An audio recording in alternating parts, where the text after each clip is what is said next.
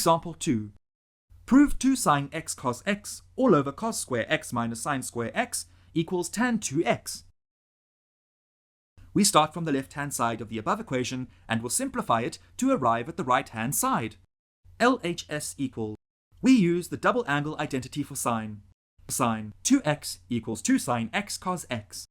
Applying this in the numerator, we use the double angle identity for cosine. Cos 2x equals cos square x minus sine square x. Applying this in the denominator, we get LHS equals sine 2x over cos 2x. We use the tangent identity.